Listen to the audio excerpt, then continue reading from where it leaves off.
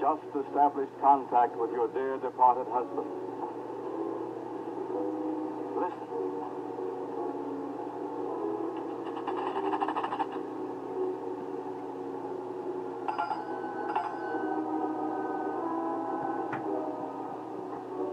Hello, Joan. Hello, Joan. Joan.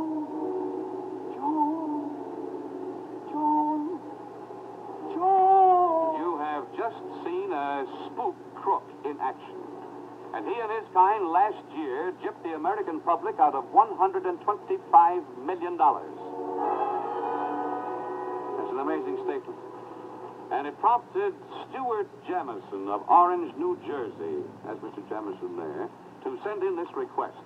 Dear Dart Baker, thanks for your courageous expose of card sharks last week. Our family would like you to expose the fakers among the spiritualist mediums. Would you dare expose some of their tricks on your show? Sincerely, Stuart Jamison. All right, Mr. Jamison, you asked for it, yes. Yes, we dare expose this, and we're very fortunate in being able to present to you a man very capable and eminent in the field who can expose this. And this gentleman is the director in the American Psychical Institute is Dr. Hereward Carrington.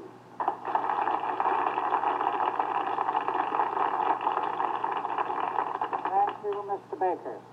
I should like to say just here that I do believe in the reality of certain psychic phenomena. At the same time, all we spiritualist investigators know that there is in this field a vast amount of fraud, illusion, and nonsense. And as an example of the sort of thing you may encounter while investigating, I should like to show you some of the tricks which you may see presented by such fraudulent mediums. First of all, however, you might like to know how the bell and the tambourine were lifted into the air. Well, by a very simple device, a black silk thread and my assistant.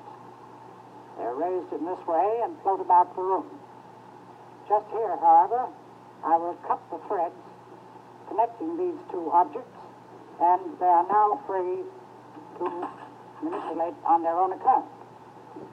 One of the commonest forms of psychic demonstration is what is called rappings.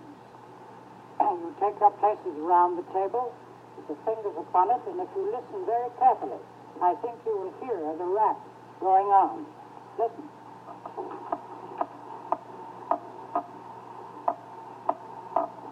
How is that done? By slipping the fingertips very gently over the top of the table, beautiful raps may be produced. You can get the same result by putting the boot heel against the table leg. The vibration runs up the leg, raps seemingly occur in the tabletop. Another common demonstration is what is called table lifting or levitation. The medium and his assistant take their places on opposite sides of the table with their fingers on top. And as you see, the table is made to rise and float in the air. How is this done? Both of us wear on our wrists cuffs, such as this, with a hook.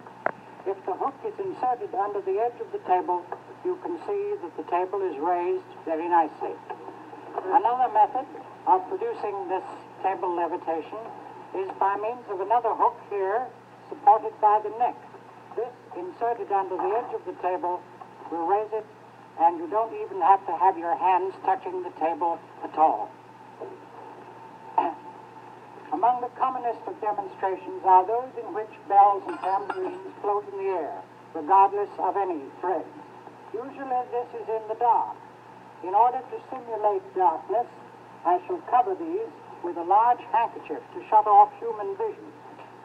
And nevertheless, you will see that as I hold the handkerchief here with both hands visible now, that the bell and the tambourine will play of their own accord. Now I will turn the handkerchief over, and you will see the rod and the fake hand into which I insert my own. But when I release my hand from this, I'm then free to ring the bell or produce any manifestation desired.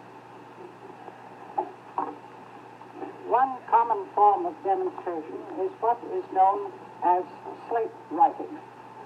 Ordinary slates are shown blank and cleaned on both sides. You take the two slates like this, 1, 2, 3, 4 surfaces, place the slates together. They are held by medium and assistant. If you listen very carefully, you will, I think, hear spirit writing in process. Listen. Ah, spirits are writing a message. Let us separate the slates and see what is on them. Yes, a message from dear Granny.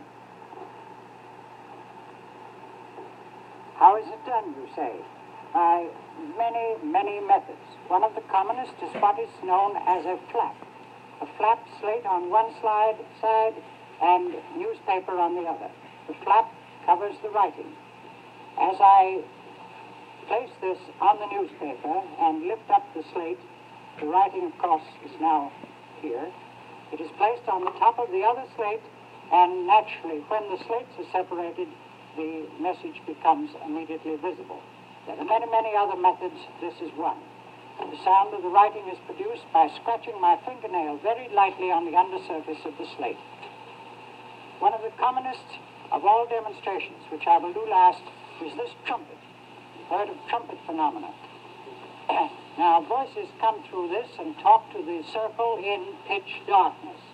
If the medium talks into the trumpet, as he almost invariably does, you can see that by pointing the trumpet in different directions, the voice can come from the floor, from the ceiling, from this side of the room, this side of the room, and appear to wave about the room in various quarters and produce a very eerie effect. And so, ladies and gentlemen, if you happen to go to a fake medium's place and see phenomena such as those I have just presented, why, don't come to me. Just remember, you asked for it.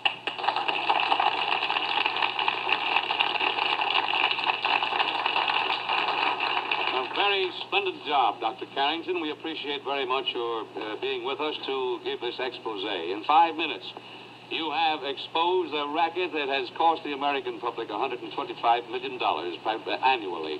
Thank you again to letter writer Stuart Jamison of Orange, New Jersey. We thank you because you asked for it.